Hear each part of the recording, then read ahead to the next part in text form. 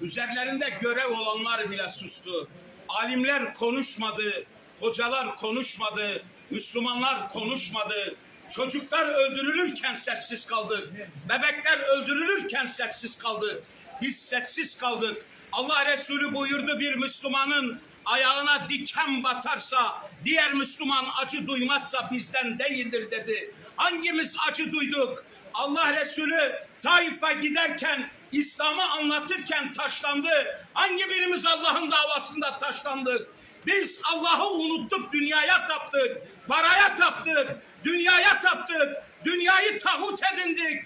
Herkes sustu. Kimi elinden görevi gitmesin diye sustu. Makam sahipleri makamları gitmesin diye sustu. Ve çocuklar öldürülürken sustuk. Allah bunun hesabını soracaktır. Dünyaya taptınız. Dünyaya taptınız.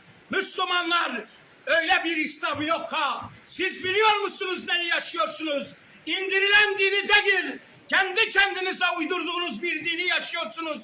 Hala bu zalimlerin mallarını satıp camiye mi geliyorsunuz? Siz zalimlerdensiniz.